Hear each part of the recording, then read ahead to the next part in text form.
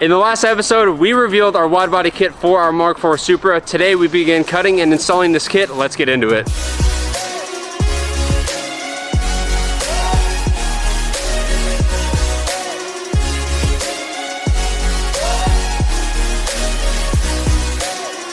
Welcome back to part 2 of us installing our Speedwell's body kit on our Mark IV Supra. This kit is bonkers. It is so wide. I think we're gonna need a wide load sign for the back of this thing on the freeway. It looks really good. Mickey and Ricky fitted the kit yesterday, got pretty much everything where it needs to be, so now we're gonna actually start cutting up the chassis, tubing those rear tires so we can make everything fit, copacetic, and functional as well. Great, so I'm gonna get started. You guys have seen us do this process before. To answer your question, yes, we're cutting this chassis. Has to be done. It has to happen. Has to be done. Has to be done. We gotta get this thing sitting right, and we need to make clearance for our big tires that are gonna go into the back of this car, because this one's gonna be making some power. Yes, it will be making power.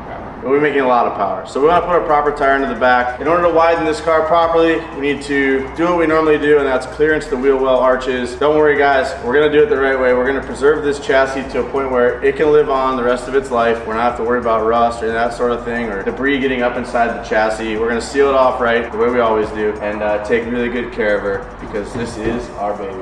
It is, after all. But it's still getting cut. So. But it's still getting cut. I don't feel bad about it. I don't. It's gonna be great. It's gonna be great. There's really nothing left to do but to pull this body kit back off the car and get everything marked so we can start cutting it up. I am gonna have to run to the store and get some metal, so we're gonna do that today as well, and we'll bring you guys along for the journey. Get started.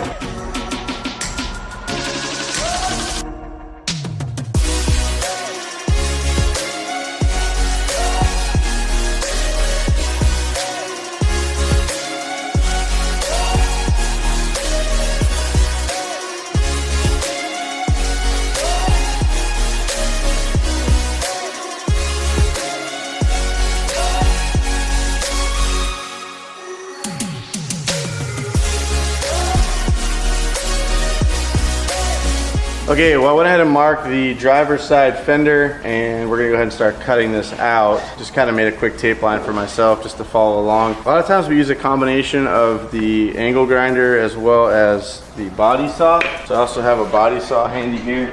This is actually quite nice to use this if you have access to one of these, because you can kind of just get in here. It's not as messy. The angle grinder, the blade disintegrates, the metal goes everywhere. It's just loud and messy.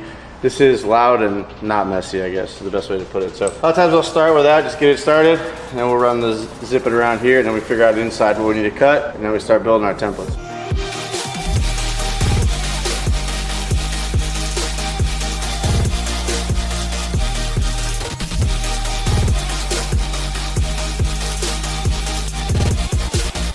As you guys can see, as I'm cutting here, starting to see that this over fender has been skim coated with Bondo, so it makes it a little easier to cut this one up, knowing that it's probably had some sort of damage on the chassis at some point previously. So now we're gonna fix it, make it look cool at the same time.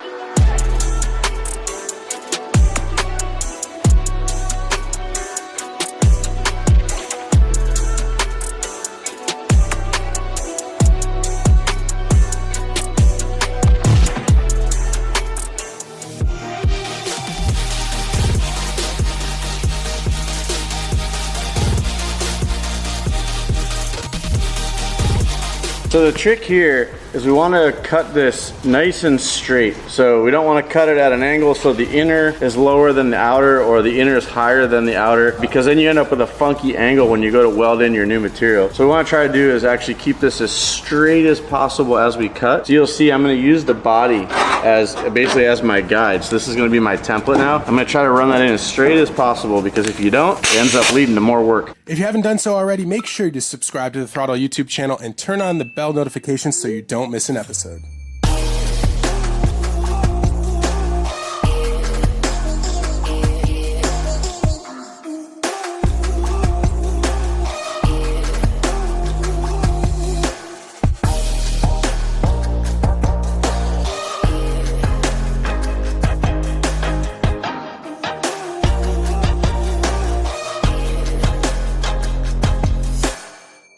Now you can see the shape that we're trying to achieve here. What we did was we used a tire that's very similar in size to the tire that we're going to be running on the car. The car's going to be making some big power, so we're going to be running these on the back most likely. We're probably going to go up to a 315 is my guess out back because we've got such a wide body kit on this car now. This is a 275, so I know that the 315, after doing some research, is about 2 inches taller, so that's 1 inch top, 1 inch bottom. But I did use this as a radius, and then I kind of opened up the ends to kind of give us a little more clearance for any type of fluctuation that there may be. This is going to be a really nice cut, and what's cool is it's going to be all resealed, and there will be no element able to get inside the chassis, and we're also going to add that structural rigidity back into the arch. And we're also going to add our typical flaps that we do. We'll put the body kit back on. We'll figure out how far out the body kit sticks, so how big this gap is essentially between the fiberglass and the steel, and we'll make our template stick out that far. That way when you put the fiberglass over fender on, it's all sealed.